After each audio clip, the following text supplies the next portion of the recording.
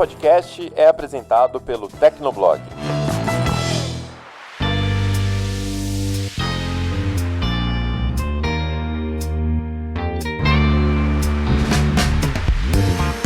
Olá, ouvinte! Seja bem-vindo! Está começando mais um episódio do Tecnocast. Eu sou o Thiago Mobilon. Eu sou o Paulo Riga. E eu sou o Emerson Alecrim. Em 2020, o número de downloads dos apps de bancos digitais ultrapassou pela primeira vez o dos bancões. Mas apesar do crescimento exponencial, essas empresas seguem dando prejuízo. Hoje conversamos com Bruno Diniz, diretor da F-Data na América Latina, que nos conta se o reinado dos bancões está ameaçado. Aguenta aí, que a gente começa depois da caixa postal.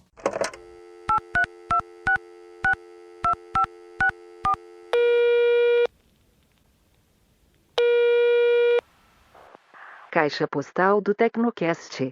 Você tem novas mensagens?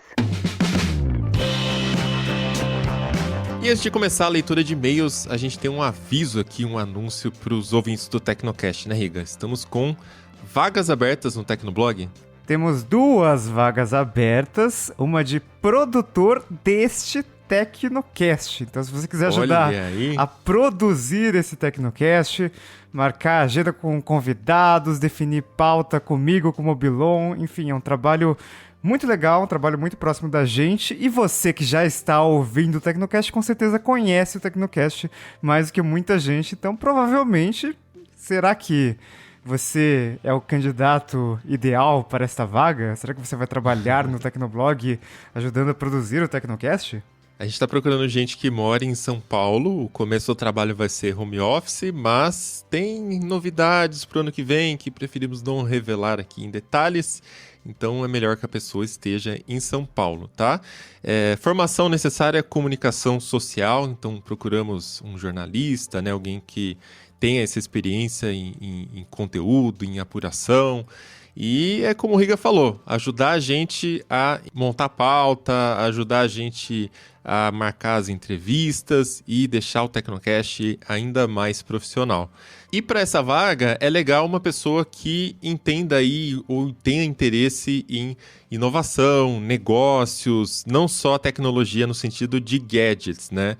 Porque lá no blog a gente cobre de tudo, aqui no Tecnocast a gente tem um pouquinho mais essa pegada de falar de negócios, de mercado e comportamento também, né? Como a tecnologia está mudando a vida da gente. Se você se interessa por esses temas e tem essa experiência, preenche os requisitos, entra lá no tecnoblog.net/vagas e manda o seu currículo.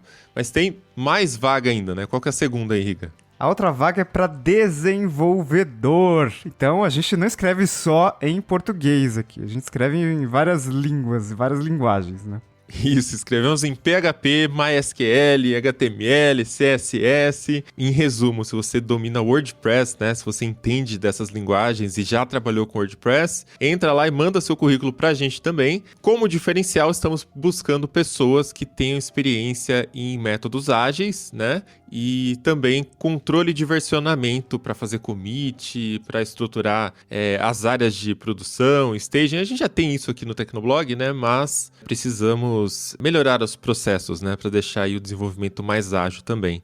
E conhecimento em SEO também é interessante para essa vaga, porque o desenvolvedor vai mexer no código do site, né? SEO é uma parte importante. Se você tem esses conhecimentos, tecnoblog.net/vagas, clica na vaga que você está interessado, desenvolvedor, produtor, manda pra gente seu currículo e corre, porque a gente já tá conversando com várias pessoas aqui. Então, se você quer trabalhar com a gente, já entra lá no tecnoblog.net/vagas e manda sua candidatura.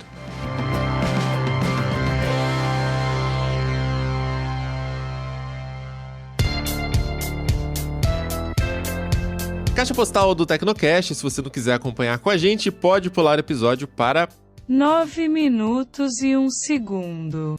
Riga, qual que é a primeira mensagem aí? É do Bananafone. Agora a gente sabe que ele é o André Gorgen. Ele comentou na comunidade.tecnoblog.net o seguinte: sobre o Tecnocast 193, o Rafael, que é o presidente da Hughes, a gente entrevistou no Tecnocast anterior, ele citou o fato de que a Starlink terá que cobrir a Terra toda e 70% da superfície terrestre é água. Mas isso não é um problema tão grande, pois tem muitos navios circulando e com certeza grande parte deles vai aderir ao Starlink, assim como aviões. No Mar Marine Traffic e no Flight Radar é possível ver a quantidade enorme de possíveis clientes para Starlink, sem contar os aviões em solo que não aparecem no radar. Eu já fiz a reserva da Starlink, mas acho que vou acabar pedindo o dinheiro de volta, pois a internet via rádio aqui da fazenda melhorou bastante no último mês. Embora ainda esteja longe de ser tão boa quanto o que a Starlink promete, o custo dessa via rádio é menor. Acho até que algumas empresas de internet vão acabar comprando antenas da Starlink e distribuindo um ponto entre várias fazendas via rádio para diluir o custo. Eu não sei como vai funcionar isso para o caso dessa internet da Starlink, né, que é a modelo de constelação, mas pelo site da Starlink, se você entra hoje para comprar lá o plano nos Estados Unidos, tem um FAQ e no FAQ diz que você não consegue se movimentar, né? A sua casa, você está ali dentro de um bloco ali e só funciona ali. Se você sair dessa região, a internet, eu não sei se bloqueia, não sei exatamente qual que é o método, mas eles dizem que não dá. Então, eu não sei se eles lançariam algum outro tipo de plano para atender avião, navio, cruzeiro, né, sei lá. Mas, assim, de toda forma, a gente tem que entender também que a demanda vai ser muito menor, né, para usar internet em movimento do que para usar a internet fixa. E é muito mais imprevisível, né? É a questão de por que a internet móvel é tão mais cara do que a internet fixa, né? Porque hoje você consegue internet fixa, não tem franquia, velocidade 300 mega e em cidades pequenas até que nem pensavam em ter internet de alta velocidade, você tem um pequeno provedor de fibra ótica oferecendo ali a R$100 o mês, que é um custo bem ok, e no 4G a gente tá vendo aí, tá chegando 5G e o pessoal falando, putz, mas legal, mas só que custa uma fortuna e tem 10 GB de franquia, o que eu vou fazer com isso aqui? É a mesma coisa, internet via satélite ainda é um troço caro com a tecnologia que a gente tem e com a Starlink, que é uma coisa que exige muito mais satélites, né? Tem uma constelação de satélites, é um desafio tecnológico bem grande. Então imagina isso funcionar com um avião ali, uma cápsula de metal andando a 900 km por hora, a 36 mil pés de altitude, e o pessoal do avião ainda assim vai reclamar que o vídeo do YouTube travou. Então é uma conta ali, todo um cálculo que tem que ser feito para isso render, né? E com a antena em movimento, né? Porque a antena, quando ela fica na casa, ela fica em movimento. A da Starlink, especificamente. No avião, como é que você resolve esse problema aí? Exatamente. E, pô, 70% da superfície é água e, ok, tem aviões e navios, mas ainda assim é uma coisa bem menor do que... É uma coisa muito mais imprevisível, né? Tipo, você tem que estudar a rota ali dos navios, enfim, vai ser um grande desafio para Starlink. Quero só ver esse negócio funcionando e quero muito ver também os relatórios financeiros da Starlink, porque para eles ganharem dinheiro com esse negócio vai ser difícil. E outra também, quantas pessoas estão dispostas a pagar para usar a internet no avião, sabe? Porque é um troço muito caro. E sei lá, eu acho que tem mais gente disposta a usar em casa e falar assim, tô viajando, tudo bem, né? Ficar algumas horas sem internet. Ainda mais porque no avião geralmente tem alguma opção de entretenimento, tem alguns vídeos ali, o pessoal leva um iPad, né? Eu acho que tem pouquíssimas pessoas que topam gastar grana no avião para internet, porque geralmente é muito caro e um plano muito pequeno. A não ser que, né, surjam planos mais baratos ou pacote, sei lá, tá incluso um pacote de internet, sei lá, em algum plano de fidelidade, né? Aí faria sentido. Mas ainda assim, a demanda vai ser muito menor do que uma terra física, né? O cara lá na fazenda precisando de internet. É isso aí. Então, bora pra pauta? Bora lá.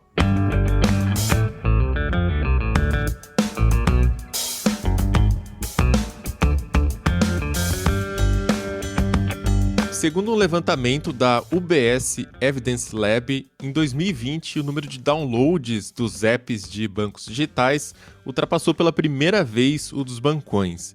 Em 2019 a proporção estava em 52% dos downloads para bancões e 48% para os novos players, mas em 2020 esse número se inverteu, 52% para os neobanks e 48% para os bancões. Muito disso é culpa do auxílio emergencial e também da pandemia, né? Muita gente foi obrigada a adotar os bancos digitais, foi obrigada a começar a utilizar serviços digitais também por conta de distanciamento social, né? Para comprar pelo e-commerce, para transferir dinheiro, para não sair de casa, né, de forma geral, e também para lidar com a grana que caía ali no aplicativo Caixa Tem. Mas, Alecrim, para a gente começar essa explicação, esse embate aí do novo versus o antigo, dá uma explicação aí para o ouvinte qual que é essa definição de conta digital. O que muda de um banco digital para um banco tradicional? O banco digital, como o nome explica, é a versão online, né, dos serviços bancários que a pessoa utiliza. Então, se ela tem, por exemplo, uma conta no Bradesco, ela vai lá no site do Bradesco e acessa os serviços que o banco oferece ou faz isso por aplicativo. Mas a gente tem agora uma realidade em que a gente vê fintechs oferecendo contas digitais. Nem todas a gente pode classificar como bancos. A gente vai pegar, por exemplo, o Banco Original, que é um banco digital, ou seja, você não vai achar uma agência, pode até ter um ponto de atendimento ou outro, mas você não vai achar uma agência do Banco Original, por exemplo, a cada esquina. É um banco que tem todo o seu serviço pautado no digital. E quando você pega fintechs, a gente está vendo um número muito grande de empresas que do nada falam, agora a gente tem uma conta digital, né? Você pode chegar lá, fazer o cadastro rápido, ou então se é um serviço que já existia, você pode aproveitar aquele cadastro e com aquele cadastro passar a ter uma conta digital. Essa conta digital é parecida com um banco, mas ela é essencialmente um serviço de pagamento, ou seja, você pode pagar o boleto, você pode fazer uma transferência, né? Por exemplo, TED, DOC e Pix, né? Que agora Pix virou padrão no Brasil, né? E provavelmente vai continuar assim no decorrer do ano. Porém, a gente tem que levar em conta o seguinte, que quando a gente olha para o banco digital, você tem uma regulamentação que foi criada pelo Banco Central, e essa regulamentação surgiu em 2016, se eu não me engano, e mais tarde, ali para 2018, é que surgiram as regulamentações que viabilizaram as contas digitais. Então, por exemplo, um exemplo prático, na verdade, você tinha uma conta lá no Mercado Pago. Então você usava lá para vender o seu produto ou para comprar e de repente você também pode usar aquela conta para pagar conta de um boleto bancário, pode usar para receber o valor de alguém que está te devendo dinheiro, enfim, como se fosse um banco de fato, mais centrado nessa coisa das transações online. Isso também tem um reflexo no mundo offline. Então, por exemplo, no caso no Mercado Pago, se você for a uma farmácia aqui em São Paulo, são grandes as chances de você encontrar um QR Code ali para você fazer pagamento a partir da sua conta no Mercado Pago. Então é como se fosse um banco, mas ele é um serviço basicamente para você movimentar dinheiro. Não é necessariamente um serviço bancário completo. Você pode, inclusive, encontrar algumas opções que oferecem investimentos, que oferecem crédito, né? Hoje tem muita fintech focada em crédito também, mas os serviços que são classificados como bancos mesmo são alguns, né? Então, no caso do Original, Inter, o C6 Bank, se não me engano, já é considerado banco também. Mas na prática, cara, quando a gente fala de banco digital e contas digitais, para a maioria dos usuários é como se a gente estivesse falando da mesma coisa. As diferenças estão mais ali mesmo nos regulamentos do Banco Central e na oferta de serviços, na quantidade de serviços que cada tipo de plataforma oferece. E a verdade é que conta digital é muito mais fácil de ter e até por isso a gente viu muitos players chegando, né? Lógico que os bancões reagiram ali, né? O Itaú tem o It, que é uma carteira digital, o Bradesco abriu um braço digital ali com o Next, Caixa Tem, que acho que foi o nome de banco mais citado no ano passado por causa do auxílio emergencial, então o governo abriu poupança digital para todo mundo ali que não tinha conta, e a gente viu também o surgimento de contas digitais que meio que de nicho, né, para públicos que antes não eram atendidos tão bem pelos bancões tradicionais, né? E isso é uma parte muito legal, porque, por exemplo, antigamente o máximo que a gente encontrava era assim, você tinha um banco de varejo normal, como Bradesco, Itaú, Caixa, etc. Você ia numa cidade no interior e encontrava uma cooperativa de crédito. Então era o mais próximo que você tinha de um serviço bancário de nicho para o público em geral. Agora não, por exemplo, você pode encontrar na internet o Pride Bank, que é um serviço de contas digitais para o público LGBT. Quer dizer, eles estão incluindo um público que às vezes por preconceito, pela questão de que é muito grande ainda no Brasil, esse público não era bem atendido numa agência bancária tradicional ou num serviço bancário online que tinha um modelo de captação de clientes mais restrito. Você tem, por exemplo, plataformas que hoje são focadas em micro e pequenas empresas, não só pequenas empresas, sabe? Inclui as micros, ou seja, inclui MEI e tudo mais. Tem plataformas de bancos digitais que são focadas no agronegócio, para o pequeno produtor. E aí esse pequeno produtor, para ele é muito importante ter acesso a microcrédito. Quando você faz uma proposta de crédito, ela tende a ser muito mais complexa do que uma proposta de microcrédito. Microcrédito, sei lá, você vai pedir R$1.000, R$2.000, R$3.000 para conseguir, no caso do agronegócio, para conseguir, sei lá, por exemplo, comprar fertilizante, por exemplo. Então, você tendo esses serviços direcionados, esses serviços de nicho, você consegue atingir esse público mais facilmente, porque eles vai ser mais fácil eles te encontrarem. E como é um mercado que esse banco já conhece, que essa fintech já conhece, ou seja, se ela está emprestando para um cara que é do agronegócio, obviamente é de você pensar que ela sabe como funciona esse mercado, né? Então ela consegue analisar os riscos de uma maneira mais clara e consegue também vislumbrar a possibilidade daquilo ser lucrativo para ela, no curto, no médio ou no longo prazo.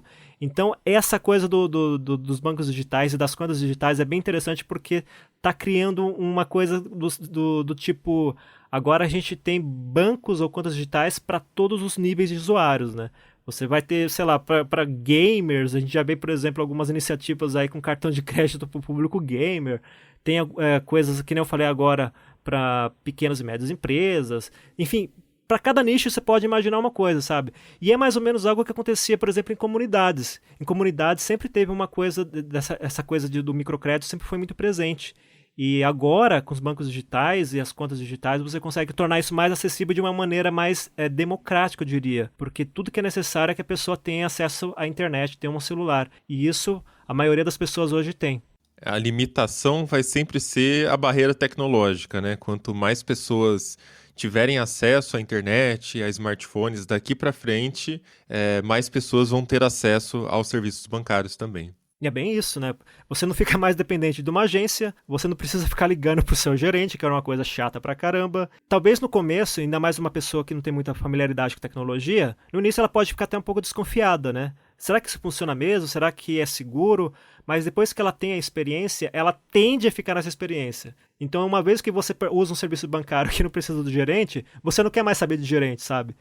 A grande sacada dos bancos digitais é que eles conseguem, ou das contas digitais, é que eles conseguem, eles são menos burocráticos, é muito mais fácil abrir uma conta, que nem o Riga já falou. Você consegue, às vezes, por exemplo, se é uma conta digital focada em investimentos, você pensa numa corretora, por exemplo, talvez você tenha que colocar uma grande quantidade de dinheiro para começar a investir. Hoje a gente tem fintech de microinvestimentos, ou seja, você pode investir coisa de R$25 por mês, R$30 por mês, e aí isso funciona até como uma maneira de educar você a investir, porque você vê como esse ambiente funciona, você fica mais familiarizado com aquilo, e aí depois você passa a direcionar somas maiores à medida que você tem esse dinheiro disponível, né? Então, essa coisa do banco digital não é só assim, ou da conta digital, não é uma coisa só do tipo, agora a gente tem mais bancos à disposição da população, a gente tem vários serviços ficando mais acessíveis. Primeiro porque a barreira tecnológica está sendo derrubada. Tem a limitação, por exemplo, se você está numa área rural, essa área rural precisa ter, sei lá, uma cobertura de telefonia celular para funcionar bem, mas isso vai sendo superado com o tempo.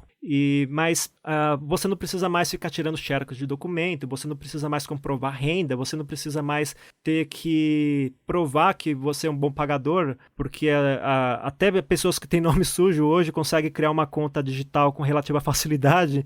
Então, quer dizer, a coisa está muito mais inclusiva hoje graças a esses serviços. E com a chegada do Open Banking, você nunca mais vai precisar fazer isso, porque os dados já estão lá, você só escolhe se quer dar acesso ou não, né? Então você não precisa fazer todo esse processo de novo também.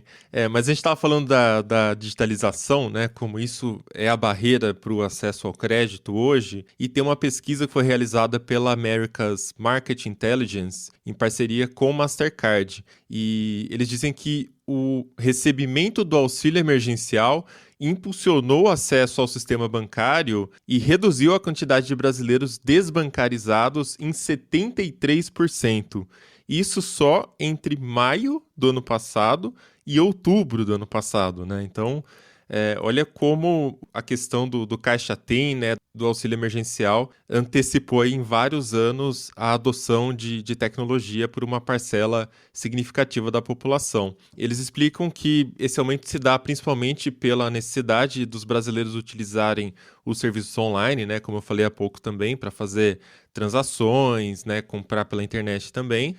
E em maio, menos de 5% das transações eram realizadas de forma digital. E 35% das transações, mais ou menos, eram saques. Mas em agosto, as transações realizadas pelo aplicativo chegaram na marca de 63% e os saques caíram para 15%. Então, a pandemia forçou mesmo uma quantidade grande aí de pessoas a começar a usar o digital. Até porque, pelo amor de Deus, né? Eu já não gosto de dinheiro, de papel, aquela coisa suja lá que passou em um monte de mão em condições normais. Agora imagina no meio de uma pandemia, né? Eu que não quero mesmo. Pelo amor de Deus, gente. Esse negócio de cédula, para um papelzinho que diz ali que você tem algum dinheiro. Não, acabou. Pelo amor de Deus. Chega. E com relação ao Caixa Tem, o Caixa Tem, obviamente, a gente pode atribuir ele a uma anomalia, né? Porque, assim, as pessoas foram forçadas a usar. Tinha gente, por exemplo, que sabia que se não usasse o Caixa Tem, só ia conseguir sacar o dinheiro em espécie, sei lá, depois de 2, 3 semanas de receber o benefício. Então, ele foi meio que forçado a usar.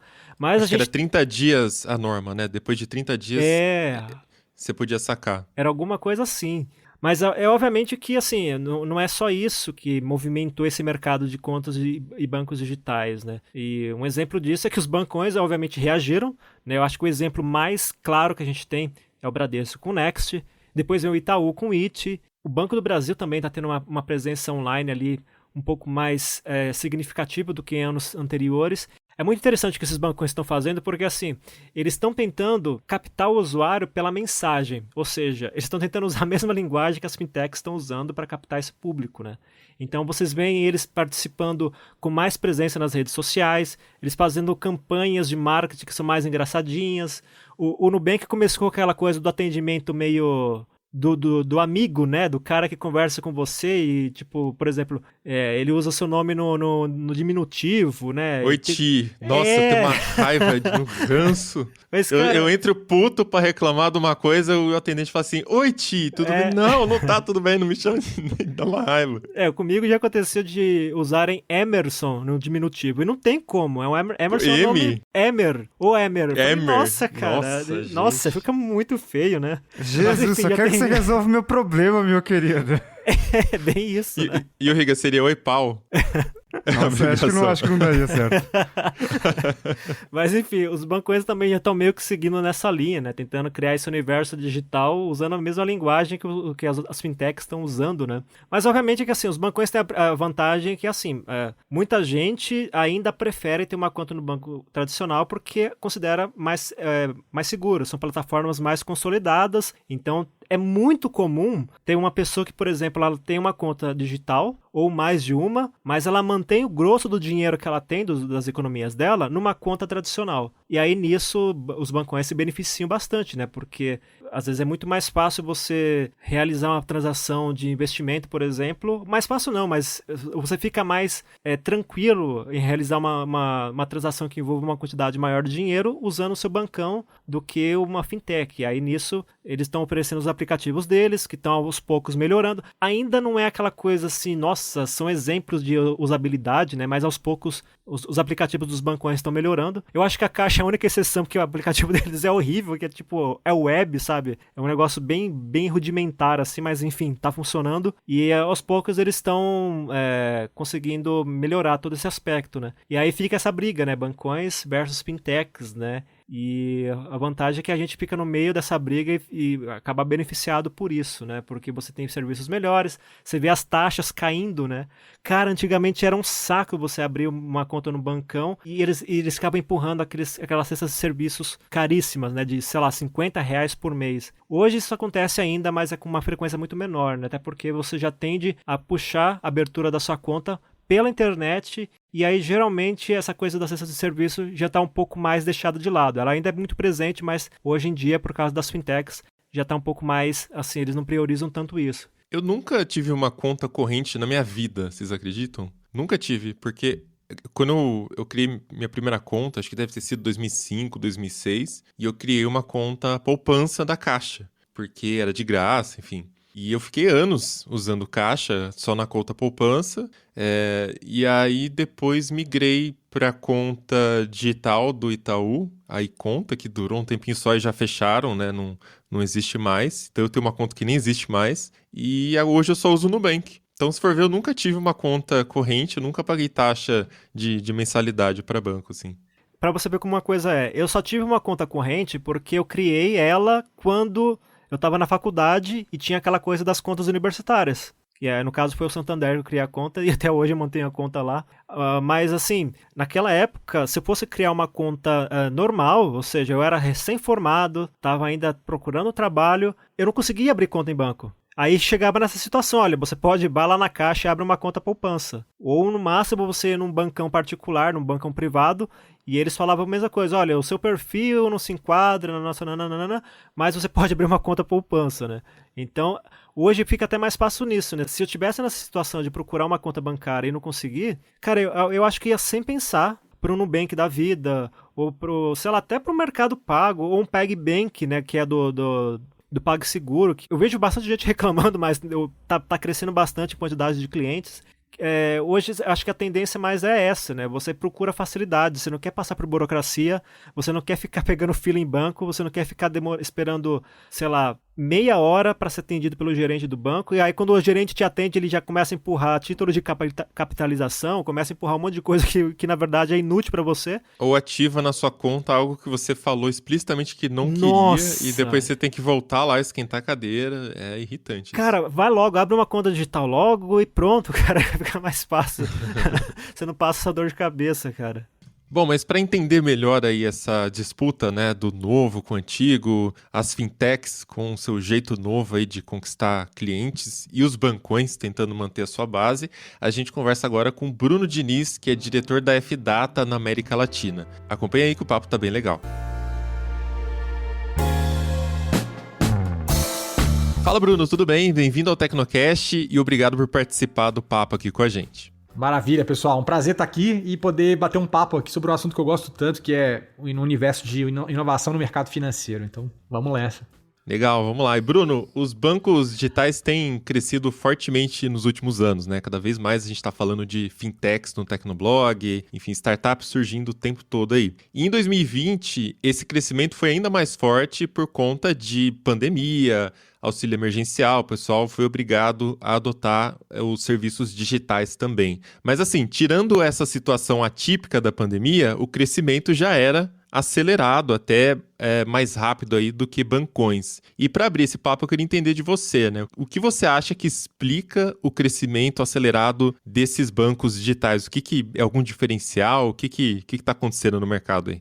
Legal, eu acho importante a gente falar antes de comentar um pouco, porque, como você bem disse, né, a gente teve nos últimos anos uma aceleração, até em função da pandemia, a gente já vinha passando por um momento de transformação em relação ao comportamento do consumidor no consumo de serviços financeiros digitais, mas é importante a gente mencionar a respeito dos primeiros casos que a gente teve de banco digital aqui no Brasil.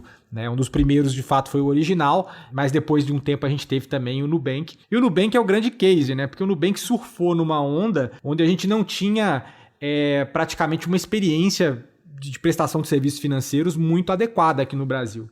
Então a gente tinha sempre aquela questão da letra miúda, a gente tinha uma experiência do usuário que não era legal. Durante muito tempo o mercado financeiro ele operou muito pouco centrado no cliente, de certa forma, e empurrando às vezes até produtos goela abaixo do cliente, uma visão muito mais de produto do que uma visão centrada no usuário. E o que o Nubank fez foi basicamente quebrar essa dinâmica dentro do mercado e tratar o cliente da mesma forma como ele já esperava ser tratado pelas diferentes outras empresas com quem ele se relacionava, desde uma Netflix, né, ou empresas como Airbnb, Uber e outras. Né?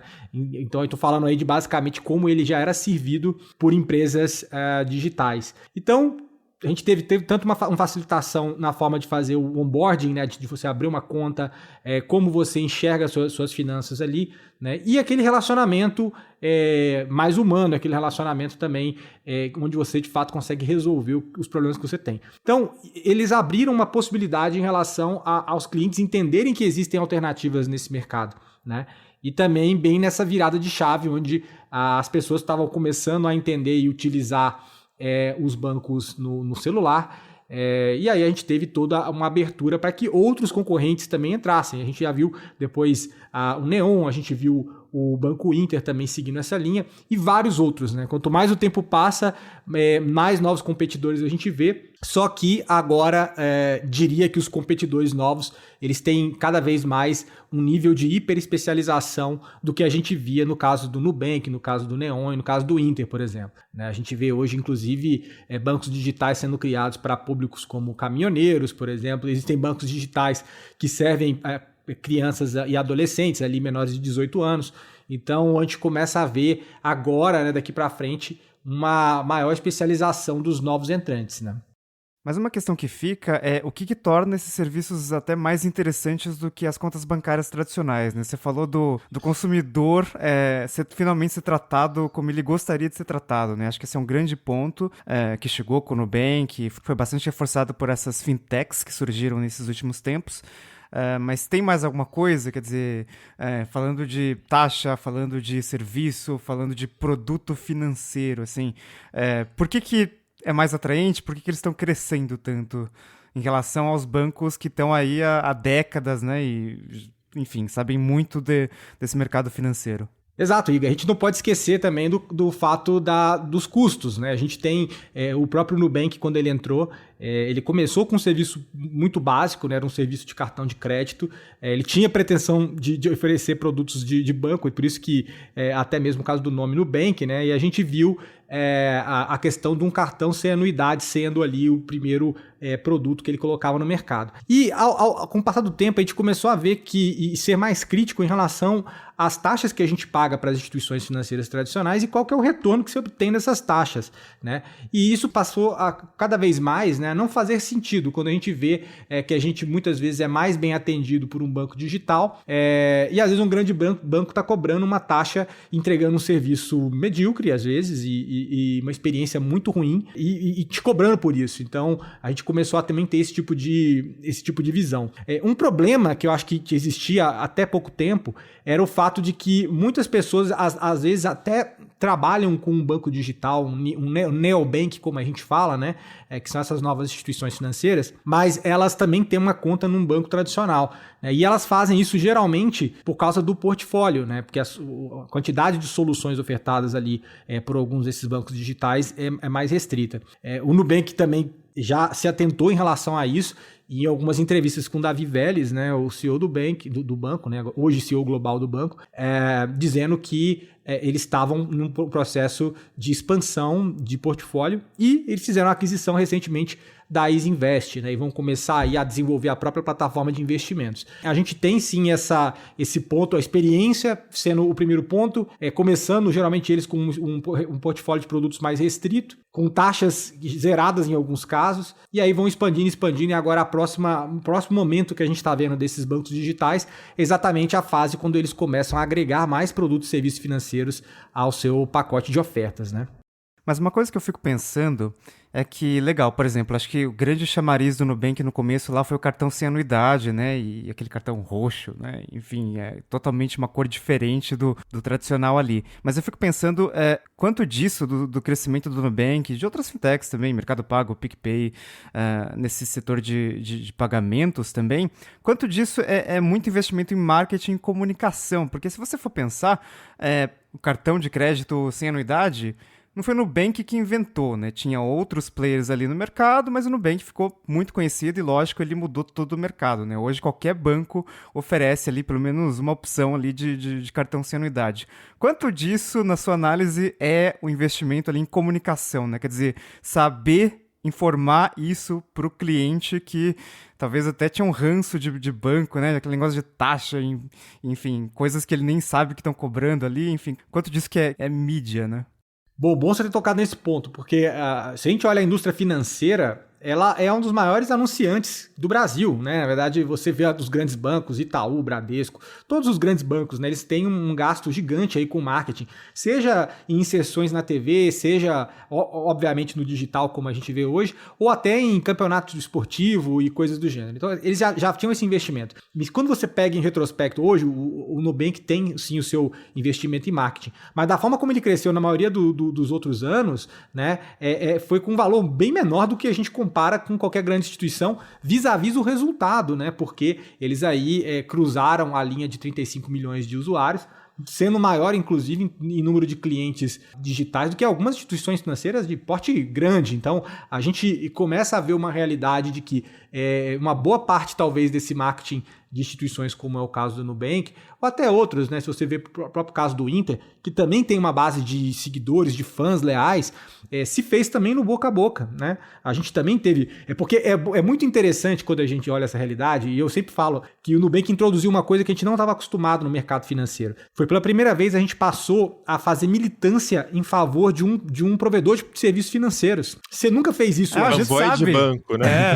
Quando a gente publica alguma notícia que afeta o Nubank, assim, vem o povo fala, não, mas Nubank é perfeito e tal. Então, é disso que eu tô falando. Então, você cria nunca nenhuma instituição teve uma legião de fãs. Assim, eu já trabalhei em banco, então assim, eu indicava até porque eu era funcionário. Mas é muito difícil você ver uma pessoa proativamente numa mesa de bar ou de qualquer outro assunto indicar o serviço de uma instituição financeira. Então, eles mudaram essa visão, né? E em função até desse tipo de comportamento, desse fanatismo, diria até de alguns clientes, é que eles conseguiram ter aí os seus próprios, as pessoas que espalhavam a palavra deles aí no mercado. Então a gente teve esse grande diferencial em relação aos outros, mas voltando para o que você falou, o que é marketing, o que não é, assim, eu ainda nunca vi um anúncio do Nubank na televisão, e muito menos num jogo de campeonato paulista, brasileiro ou qualquer um que seja, né?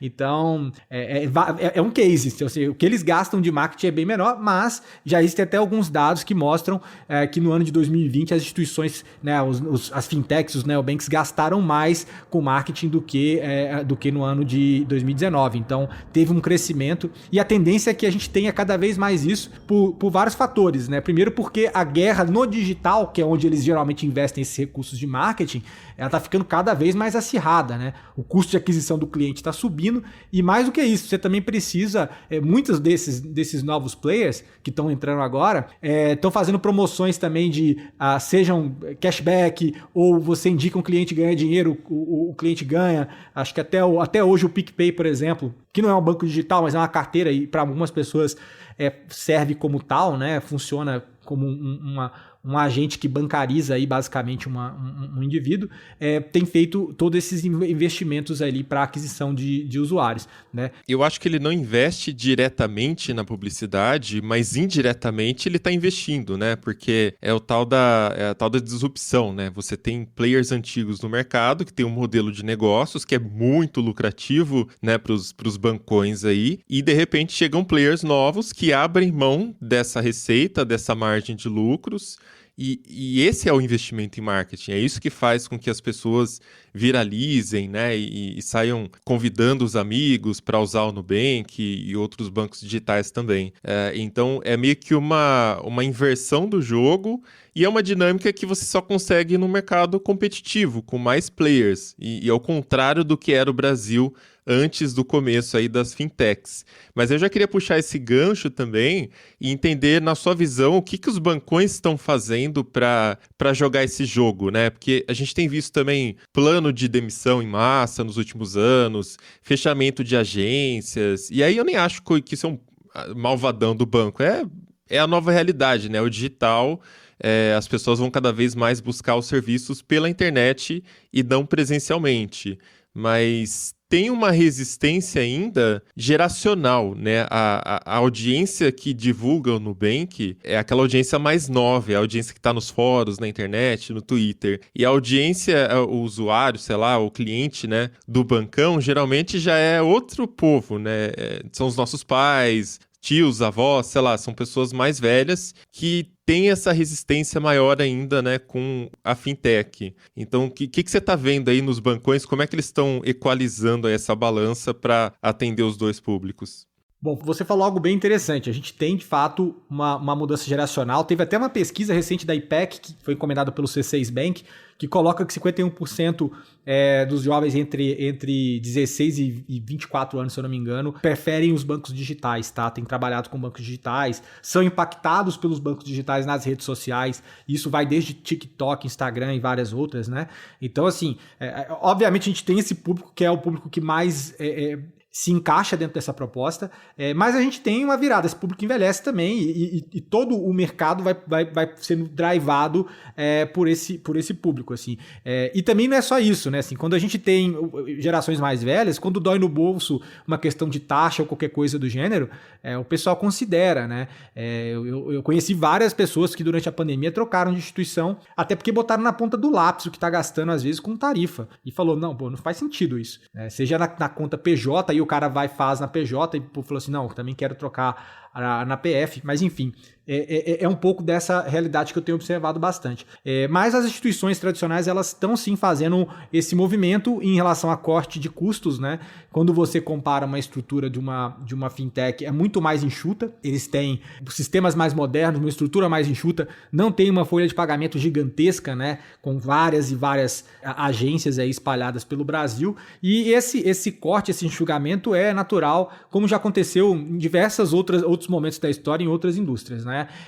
Então, o que os bancos estão fazendo de fato é isso. Tem bancos que têm lançado mão de estratégias de criar braços apartados até de bancos digitais, né, com outra cara e tal, para não tentar ser contaminado pela imagem da instituição mãe, né? Porque, como eu sempre falo, todo mundo já teve algum problema com o banco tradicional.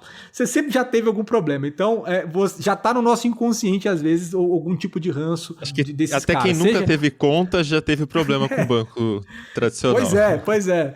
E se você é correntista de qualquer um deles, você já deve ter tido alguma coisa que desagradou no processo, né? Então, para poder se blindar disso, a gente vê instituições criando os seus braços, né? A gente viu o caso do Bradesco com o Next, né? Então a gente tem ali esse tipo de abordagem que está se tornando cada vez mais comum. Mas assim, a gente vê dos dois lados. A gente também vê instituições que tentam se modernizar, mudam a cara, mudam o app, zeram taxas. Muitas vezes zeram a taxa só se você proativamente for atrás deles, tentar zerar a taxa, pedir isenção de taxa de alguma coisa.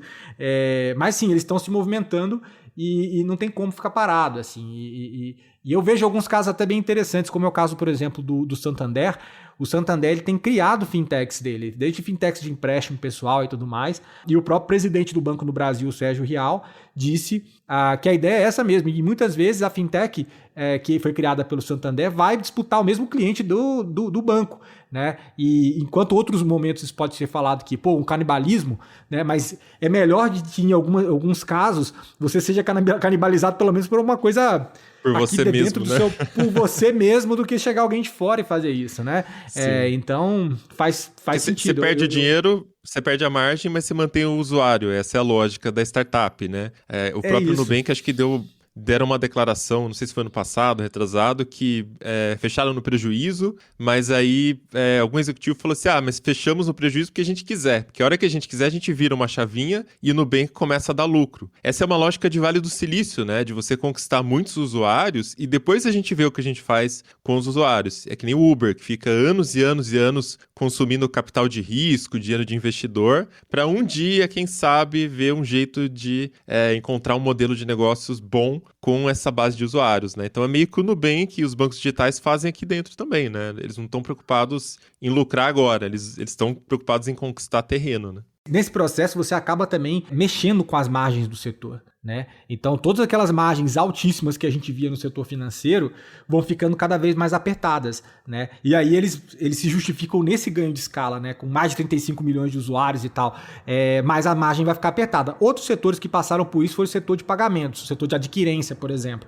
né? A gente teve uma guerra de maquininhas, o preço está só caindo, daqui a pouco a gente vai ter de fato que essas instituições precisem lançar a mão de abrir para um portfólio de produtos para outras soluções. O que a gente já está vendo, por exemplo, o caso da Stone começou como uma adquirente, né, uma empresa que fornece maquininha, hoje já oferece a própria conta digital, logo mais ela comprou a Lynx, que é um provedor de ERP, daqui a pouco ele vai estar antecipando a necessidade financeira de uma empresa, já olhando diretamente ali pelo sistema de ERP que essa empresa usa. Então a gente começa a ter novos contornos, né? Mas é o que eu falo, a margem do setor vai ser certamente abalada após isso, e aquele lucro cada vez maior que a gente vê por parte das instituições vai se reduzir ao longo do tempo.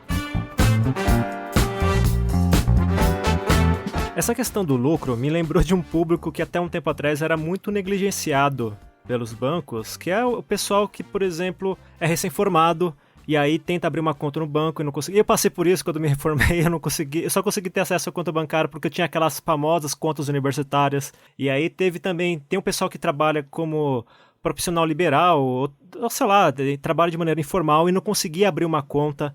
Eu sei de gente que, por exemplo, só conseguia abrir conta poupança.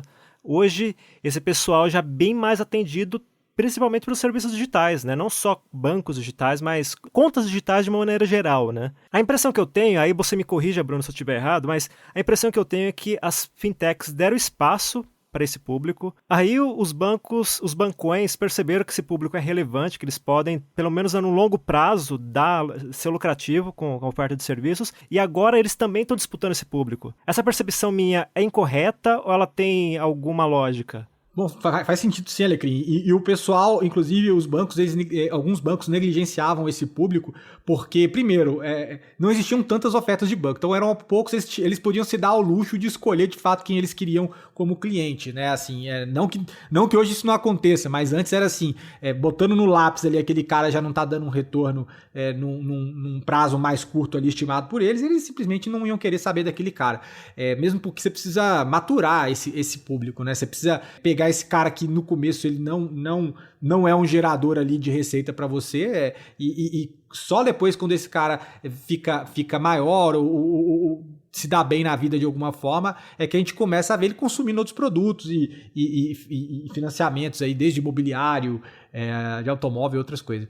Mas a leitura é bem essa, tá? A gente tinha, assim, não só esse público de universitários, né, mas outros públicos que os bancos deixavam de lado, e aí você começa a ver outras instituições que estão afim, e isso acaba forçando com que as instituições tradicionais passem a também olhar com carinho. Mas mesmo assim, eu acho que tem uma questão de timing também, cara. Eu não sinto que muitos deles aí tenham acertado no timing de tentar pegar esses clientes de volta. Como eu falei, agora a nova geração de hoje, a geração universitária de hoje, que está dentro desse range que eu expliquei aí dos 16 aos 24 anos, é um público que, cara, se você não consegue ofertar algo que de fato conecte com a realidade deles, nem que para isso você tenha que, como instituição, fornecer e criar alguns benefícios não financeiros, seja desconto em ambientes específicos que façam sentido para esse público e coisas assim, você vai se distanciar, né? Então, falar que faz parte ou tentar bancar o cool, né? A galera fareja, né? E a gente começa a ver que teve instituição que tentou fazer isso no começo. Não vou citar nomes aqui, mas fizeram até propaganda com banda de pagode ali, que faz sentido pro pessoal da década de 90. Fizeram um trocadilho com a letra da música da banda. E assim, não foi algo que naquele momento, inclusive, quando você via os comentários no YouTube, a galera falando que, parece que, não sei se vocês estavam, o público-alvo sou eu mesmo. Mas a gente tá vendo... Então, assim... É uma questão de tentativa e erro. E eu vejo que alguns estão convergindo, mas nesse meio tempo, às vezes, em tentar fazer isso, talvez perder um pouco de time, né? Mas, enfim, a guerra vai ficar cada vez mais acirrada para esse segmento que a gente está vendo vários caras surgindo e que entendem muito bem. Pra vocês terem uma ideia, lá fora, em Singapura, criaram lá o banco digital da Razer. A Razer é essa empresa de periféricos para games, né? Que, super conectada com esse público. Agora eles falaram, criaram a conta digital. E a conta digital deles, que também facilita, dá desconto na compra de produtos deles, é totalmente imerso ali dentro daquela comunidade que eles criaram. Então, poxa, como é que você vai bater com um cara desse, né? É difícil. Eles financiam placa de vídeo para os gamers também? Assim, você comprar um mouse dos caras, comprar um teclado, enfim. Fora o senso de pertencimento a uma comunidade. Isso também é uma coisa que a gente tem que ver. Você não é uma instituição financeira e você começa a ofertar produtos financeiros, muitas vezes você já tem uma comunidade ali. Então... dar mais senso de pertencimento com produtos financeiros, né? E o cara sente que o cara vai querer até ostentar o cartão que ele tem da Razer, no caso, né? Então a gente vê uma realidade diferente. Agora, para uma instituição, vamos lá, seja qualquer grande banco, criar uma divisão fintech, criar uma comunidade em cima disso, sem parecer fake, e depois de fato ofertar os produtos, demora muito mais tempo. Então, tem que ser uma empresa à parte, né, para ter uma cultura de fintech mesmo. Faz uma parceria, eu vi na TV, né? Eu vi na TV há pouco tempo, tava passando propaganda, eu não lembro agora se era do Bradesco ou do Santander, para alguma conta digital, e aí eles fizeram a propaganda utilizando os Jetsons. Então, né, pagaram os direitos, era o desenho original tal, e fazia inserção da conta digital do banco. E eu olhei aquilo e falei assim, mas, gente, Jetsons já é coisa da minha mãe. E eu já sou mais velho do que a geração das fintechs, né? Eu já sou mais velho, então assim... Na minha época eu passava de madrugada, então já não era uma coisa, aquela coisa que passa lá na TV Globinho, seja lá o que as crianças assistem hoje, enfim, mas não... Mesmo assim já... É uma coisa futurista que tá muito ultrapassada, né? É bem estranho esse caso, né? Mas eu fico pensando na capacidade das fintechs, desses novos bancos, em captarem clientes de outras faixas etárias também e de outras faixas de renda, né? Porque, assim, ninguém duvida da capacidade de um Nubank da vida de pegar aquele público de 16 a 24 anos, que realmente é o público, assim, que praticamente nasceu sabendo que é Nubank ali e se desenvolveu, né? Tem esse grupinho ali, ele faz parte desse grupinho que tem Nubank, usa Nubank, tem o cartão roxo, mas será que esses bancos novos, eles conseguem manter esse cliente à medida que ele se desenvolver profissionalmente, por exemplo, começar a ganhar um salário bom e começar a ter economias e ter necessidade de mais produtos de investimentos? E mais, será que ele já consegue captar clientes que hoje estão no bancão ou no segmento premium de um bancão, tipo um Itaú Personalité, um Bradesco Prime da vida?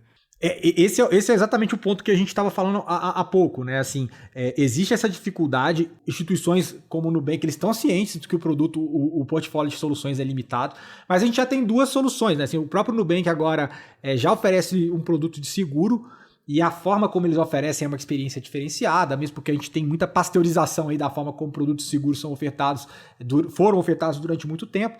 Então aí já começa a botar um seguro. Já coloca também uma plataforma de investimentos agora junto com a Easy Invest, né? Daqui a pouco vai também abrir todo um hall, sejam produtos ofertados por eles ou parcerias para poder, por exemplo, ofertar um crédito imobiliário, outras coisas, né? O que eu vejo hoje é clientes mais velhos, que são clientes personalité, por exemplo, às vezes também eles são correntistas também do Nubank, né? Então, quer dizer, ele tem duas contas ali ou mais, né? Então, porque na verdade ele gosta da experiência, mas entende que para outros produtos talvez a instituição esteja mais resumida. O Nubank da vida, ele tem ciência disso, mas está fazendo esse movimento para ampliar, né? Então, assim, eu entendo que nesse momento agora não talvez o que eles têm de oferta não é o suficiente para poder roubar um cliente, fazer com que esse cliente seja integralmente, centralize a vida financeira por lá, mas eu entendo que também isso está para mudar em breve, né? E tem um ponto relacionado a isso também, Bruno, que o Open Banking está nascendo, né? Os primeiros passos aí já foram dados, e a gente sabe que até o final do processo você vai poder utilizar o serviço, o produto do local que você quiser. Você não precisa estar preso a um banco para ter acesso a empréstimo, para ter o cartão de crédito. Você pode usar o cartão de um banco A, o empréstimo do banco B, e os dados são seus, você leva para onde você quiser, né? A conta do banco C, tudo separado. Até hoje, a principal vantagem que essas fintechs levam em cima dos bancões é que elas não têm as mesmas obrigações, né? Então, você não tem a mesma quantidade de funcionários, você não tem agência, e você corta o custo e também você corta a taxa para conseguir conquistar a cliente, né? Como a gente falou agora há pouco também. Mas com o Open Banking, essa vantagem vai embora, né? Até a vantagem tecnológica meio que acaba, porque é uma API, qualquer um se conecta ali, não é tão difícil mais atender esses clientes de vários lugares, né? E aí o que me parece é que os bancões, nessa fase que o Open Banking tiver implementado, eles vão ter mais poder de fogo, sabe? Eles têm mais bala na agulha para cortar na carne, para oferecer produtos melhores, mais bem estruturados, e o Open Bank tá aí, né? Até o fim do ano a gente já vai ver coisa acontecendo também. Então aí eu queria entender também sua visão desse futuro aí. Você acha que aí vira o jogo de novo, vai ser uma desvantagem? Ou tem alguma coisa que a gente não tá enxergando que as fintechs ainda vão ter vantagem com esse mundo novo, com essa API, essa coisa de conectar qualquer coisa de qualquer lugar? Maravilha, né? Uma pergunta boa e eu acho que a gente tem que parar para pensar. Um dos maiores benefícios que o Open Banking traz, de fato, é a facilidade da substituição de provedor de serviço financeiro, né? Vamos lá, antes para poder eu sair de uma instituição e ir para outra, eu pensava 500 vezes. Por quê? Porque você tinha aquela coisa de cliente desde 1995, desde sei lá quando. Então você tinha medo de perder um monte de benefício que você teria mudando. É burocrático, era complicado, era um parto você também deixar uma instituição. Você tinha que estar muito emputecido para você sair de uma instituição e abrir conta em outra. Até porque a data de abertura da conta estava ali no talão de cheque impresso. Cliente Exato. desde, então, assim, tarará. Então tudo isso eram elementos coisas que te seguravam de alguma forma. Agora não, a coisa fica muito mais sem fricção. Se eu não gostei, eu paro ali, começo a usar o outro, portabilizo minhas informações, tanto dados cadastrais como dados transacionais, né, meu histórico ali de transações, e essa outra instituição automaticamente vai ter insumos para me conhecer tão bem ou até melhor, porque às vezes ela vai olhar elementos ali dos meus dados que o outro não olhava, ficou sentado em cima da base de dados e não fazia nada em relação a isso. Então a gente tem toda essa mudança de cenário. Então eu vejo um cenário de muito mais dinamismo para todas as instituições, para as instituições que vão ter que ter um trabalho a mais para reter seus clientes, porque agora o cara não vai aceitar desaforo mesmo, ele simplesmente vai mudar. E usando a realidade que você colocou, porque com o Open Banking você pode, de certa forma, personalizar as tuas experiências financeiras e seus provedores, você pode ter mais liberdade de escolha.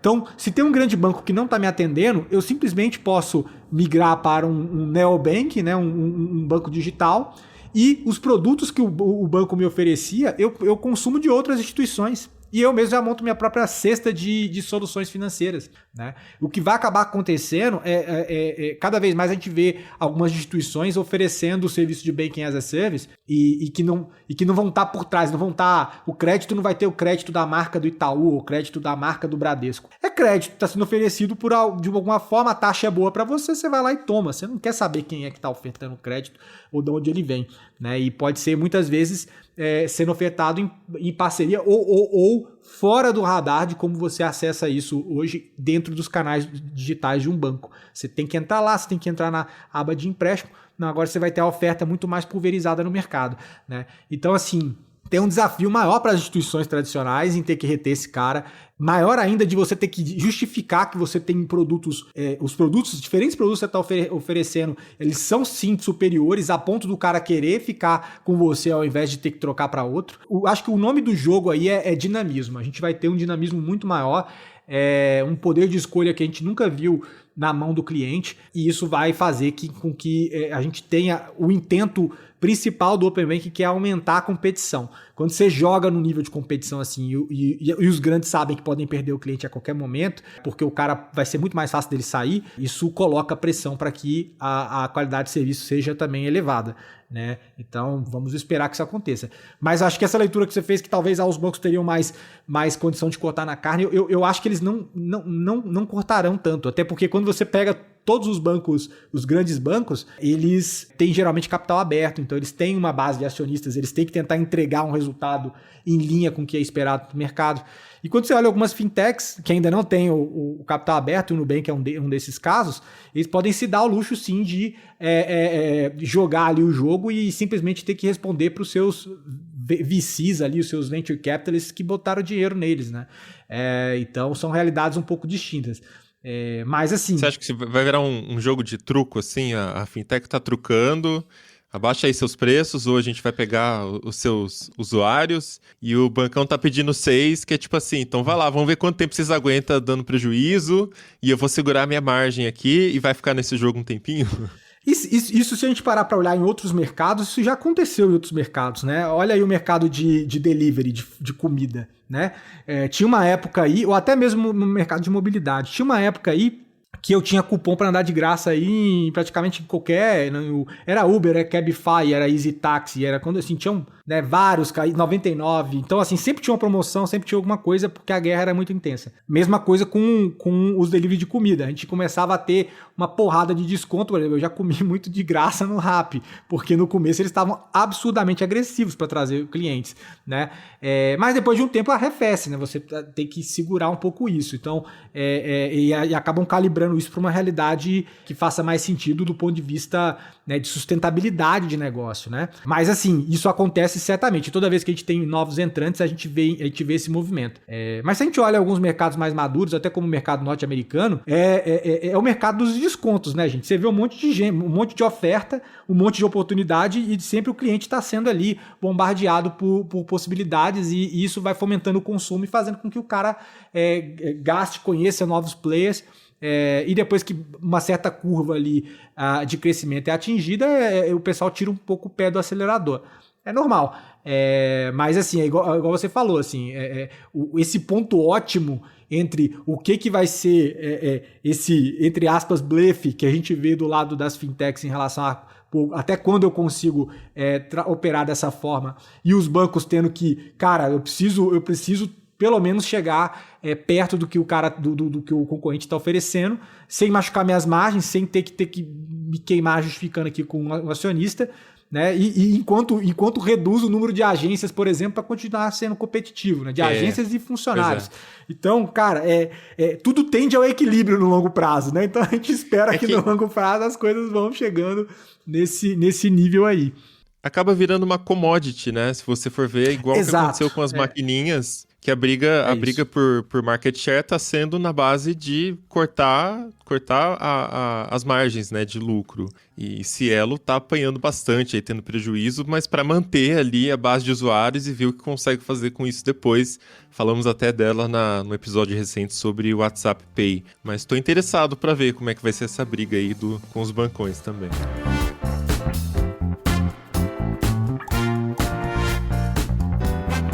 Bruno, agora há pouco você falou sobre Banking as a Service e, por acaso, eu conversei recentemente com o pessoal da Grão, que é uma startup, uma fintech focada em microinvestimentos, que recentemente, em fevereiro de 2021, eles passaram a oferecer contas digitais.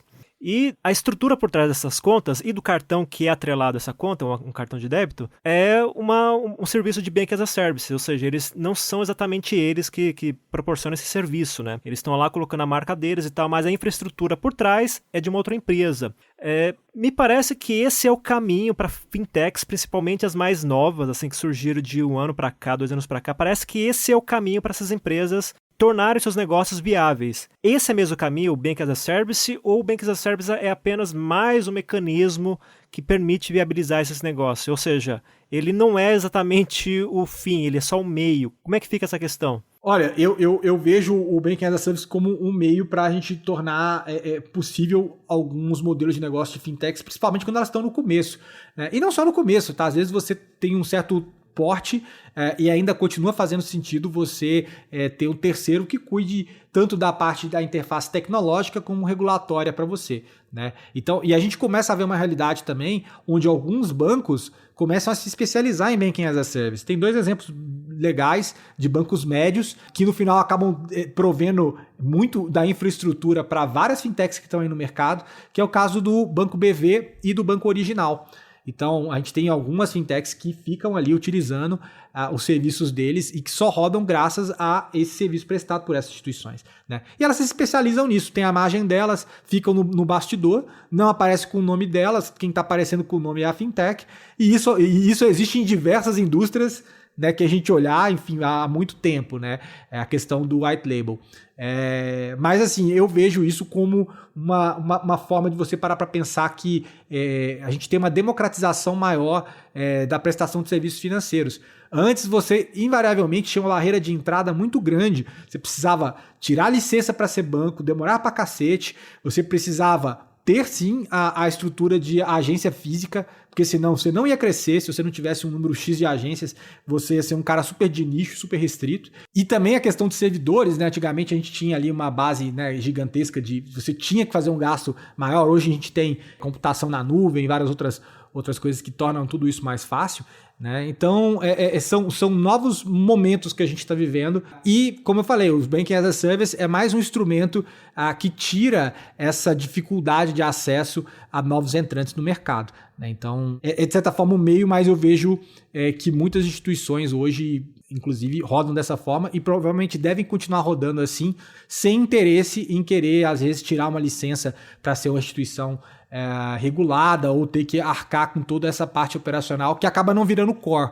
Às vezes o core dela é de fato fazer o relacionamento e entregar o produto com uma experiência superior. Não é fazer esse back aí que algumas instituições estão fazendo.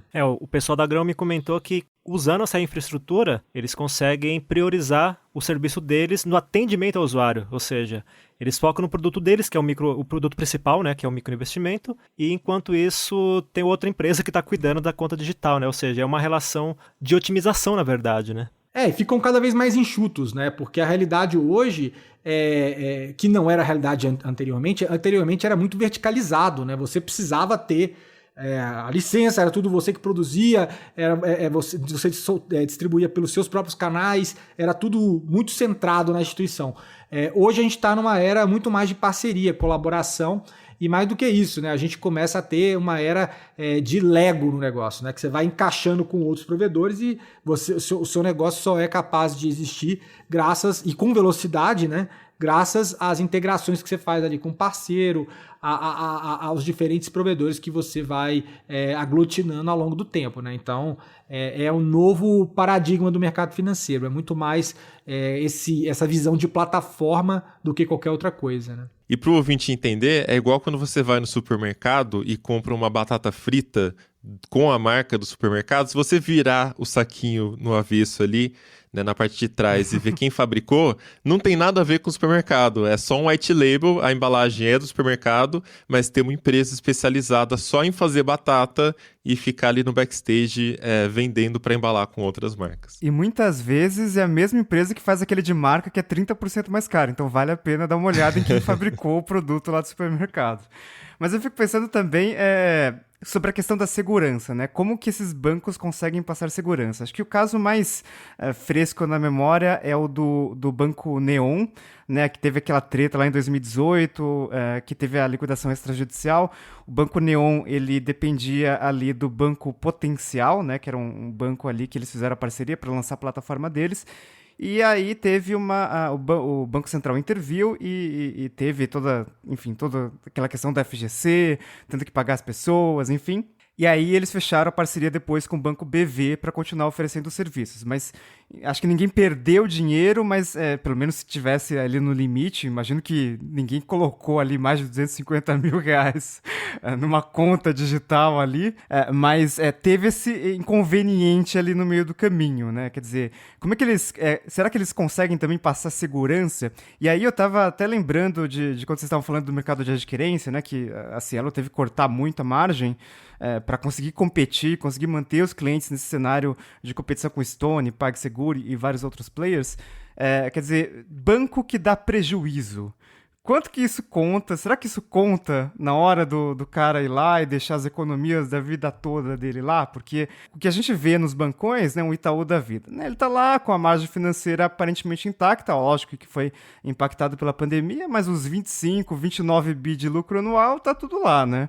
E a gente vê, eu estava até puxando os relatórios financeiros ali, os demonstrativos, Nubank 2020 teve um prejuízo líquido ali de 230 milhões, o C6, 607 milhões de reais. Então é uma quantidade significativa e é meio atípico, né? Porque a gente está falando de banco, né? Como que um banco fecha no vermelho? Parece que não faz sentido, né? É engraçado, porque essa é uma realidade que a gente definitivamente não está acostumado a vivenciar no mercado financeiro, no mercado de bancos, mas é definitivamente o padrão quando a gente olha para o mercado de tecnologia, né? Então você tem ali uma amálgama das duas coisas, né? Então, sim, está no mercado financeiro, mas está no mercado de tecnologia, então você acaba dando salvo-conduto para que isso aconteça e sem grandes preocupações. Eu acho que a gente tem várias questões nesse aspecto, né? Assim, a gente tem a percepção do consumidor. Alguns consumidores, dependendo da faixa etária, vão ficar mais cabreiros do que outros em relação a esse aspecto, né? Então a gente viu aí todo mundo que já passou por algum estresse financeiro mais sério assim ao longo da história, que culminou num fechamento de instituição ou qualquer coisa, esse cara já está mais cabreiro. Mas a gente também tem o caso recente do Neon, como você falou, né? E isso vai fazendo com que as pessoas tenham percepções diferentes em relação a isso. Mas, por outro lado, para tentar compensar esse aspecto, né? Se a pessoa tiver medo em função do prejuízo que a instituição teve, você vê também muitos desses bancos digitais, inclusive carteiras digitais oferecendo uma taxa mais alta, por exemplo, de remuneração do dinheiro em conta, né, ou investido, com percentual do CDI muito acima do que a gente vê, às vezes, por um banco oferecendo. Mas isso são todas formas para tentar compensar o cliente e tentar também atrair nessa guerra que a gente está falando aqui de diferentes alternativas que o mercado está absorvendo, né? Então, esse é um pouco do que a gente vê. É uma questão de percepção, mas vira e mexe a gente tem algum caso que acaba fazendo com que as pessoas tenham algum certo receio. Falando até no meio de fintechs, não tanto em bancos digitais, né? A gente tem alguns casos recentes, inclusive, por exemplo, o caso da Atlas Quantum, que a gente teve no mercado de criptomoedas, que deixou muita gente totalmente traumatizada com o que aconteceu, né? Então, a gente não pode impedir de casos assim acontecerem, porque isso acontece na indústria como sempre ocorreu. Cabe ao cliente tentar ter um pouco de diligência. Se tem alguns casos, como você mesmo falou, do FGC, né? Se a gente já tomar, eu como cliente, eu tenho 36 anos de idade, assim, sendo cliente de bancos médios, eu já tomava esse cuidado há uns 10 anos atrás, né? De quando eu vou colocar uma aplicação num banco médio, eu colocava até o limite do FGC. Então, assim, a gente tem que tentar sempre olhar esses mecanismos até como uma forma de se precaver. Mas a resposta é um pouco disso. Assim, existem percepções diferentes para públicos diferentes, inclusive baseado no que eles já tiveram de experiências passadas dentro do setor, né? Mas hoje é cada vez mais comum, e a nova geração vai entender que isso é comum, porque os bancos hoje estão cada vez mais com cara de empresas de tecnologia, que essas instituições deem prejuízo durante um tempo, né? É uma mudança aí de visão em relação às coisas, né?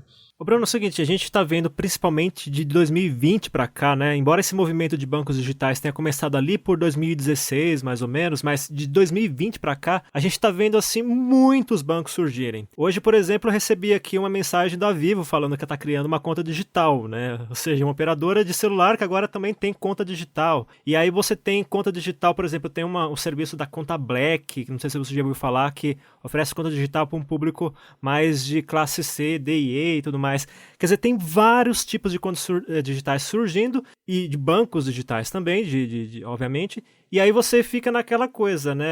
Nossa, será que não está sobrando, não está faltando cliente para tanto banco ou conta digital, né? Será que existe o risco da gente ter uma bolha de bancos digitais ou de contas digitais no Brasil, a ponto da gente ver um número elevado de instituições do tipo fechando as portas ou sendo absorvidas por concorrentes, por exemplo? Muito legal isso. Eu tenho me deparado com várias discussões a respeito disso, tá? Se a gente parar para olhar a realidade que a gente está hoje, inclusive em função das empresas de Banking as a Service, tá? Elas permitiram, inclusive, que quem não é do segmento financeiro entrasse e fizesse a oferta de produtos financeiros, né? Então nós não estamos falando de uma briga só de bancos de um lado e fintechs do outro. A gente também está falando de empresas de telefonia, de tecnologia, empresas de energia, todos eles criando aí seu rol de produtos financeiros, né? Agora tem que ver o que faz sentido, porque assim, a história de um cara que começa do zero, né, como foi o caso do Neon, como foi o caso do Nubank, e galga ao posto de um banco digital, por exemplo, relevante, vai ficar cada vez mais difícil. A proposta tem que ser muito boa primeiro para poder atrair o fundo de Venture Capital, porque está super batido falar nisso, né, a não ser que seja algo realmente relevante. E por outro lado, a gente vê também empresas já muito bem estabelecidas, muito bem constituídas, que estão entrando na seara de produtos e serviços financeiros. A gente tem a Ambev tem uma carteira digital agora, voltado para bares e restaurantes.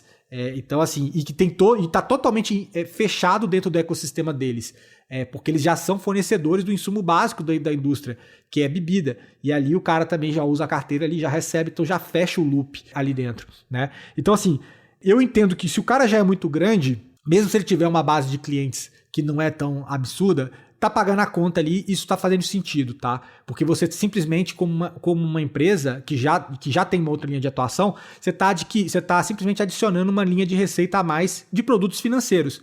Quem fez isso também agora foi o iFood, né? E o Rappi. Criaram ali, estão começando a prover desde conta digital como crédito para restaurantes, para bares, né? E com uma vantagem muito maior, porque esse cara, ele entende de fato o seu consumidor, o seu cliente, porque ele sabe quanto de pedido que o cara tem. ele sabe se o cara, qual é a nota que o cara tem no aplicativo. Então ele consegue, inclusive, ter mais elementos para poder qualificar o crédito que ele vai estar prestando para o cliente mais do que o banco, porque o cara está na operação, ele está no pulso na operação. Então, assim, eu vejo casos, vão ser praticamente toda instituição que não financeira, que seja de um porte relevante, vai ter o seu próprio, entre aspas, banco digital para chamar de seu. Tá? Então, Magazine Luiza, Casas Bahia, todos já têm, né? E outros caras também, Vivo, a TIM tem uma parceria com a C6, então todos esses caras. Porque, na verdade, eles não pedem nada, você simplesmente tem uma chance de tentar emplacar um produto financeiro com o seu cliente. E, às vezes, eles mantêm isso tão enxuto que eles não têm prejuízo em relação a isso. Eles conseguem, talvez, manter um equilíbrio que, para eles, vale a pena oferecer aquilo para o cliente, né? Então, eu falo que para novos entrantes que vêm do nada, do zero, isso vai ser muito mais complicado para esses caras chegarem a ter relevância, principalmente por causa da proposta, quem que vai investir nisso. Agora, se você já é grande, já tem uma musculatura financeira, criar isso, se você não criar um braço financeiro, pode ser, inclusive, um problema para você. Você vai estar deixando dinheiro na mesa se você não estiver criando, né? E a gente já tem alguns casos aí para poder provar essa história. Então, todo mundo... Ou seja, tempos difíceis para quem vive só de serviços financeiros daqui para frente, né? O jogo vai mudar bastante e todo mundo vai encontrar uma forma de ofertar algum produto para a sua base que muitas vezes já está segmentada ali e pode ter mais atratividade o produto. Exato. Produto financeiro, como eu falei, né? Assim, o grande ponto agora é como você vai conseguir aliar ofertas financeiras e não financeiras para trazer algo que faça sentido do seu público. Do lado do banco que só oferta produtos financeiros, isso também já está comoditizado. Ele vai precisar se reinventar e trazer mais coisa para a mesa também e passar mais tempo com o seu cliente. Então, nesse caso, alguns marketplaces até levam uma vantagem clara, como é o caso, por exemplo, de um Mercado Livre, né? Ele já tem ali um público, ele já tem um ecossistema. Cara, por exemplo, ofertar serviços financeiros tipo assim, é óbvio. Então, vamos ter uma realidade onde os clientes vão esperar algo mais, sim, dos provedores de serviços financeiros, né? Então, é um pouco disso. Então é isso, vamos chegando ao final de mais um episódio do Tecnocast. E aí, conta pra gente a sua relação com o banco, né? Como falamos aqui, as gerações mais novas já estão ali inseridas nos bancos digitais, os mais velhos ainda mantêm a conta no bancão.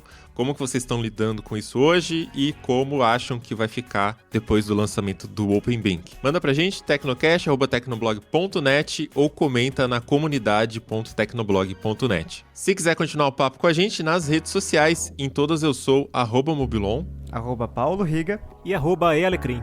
Este Tecnocast vai ficando por aqui, voltamos com outro semana que vem. Até lá! Tchau! Falou!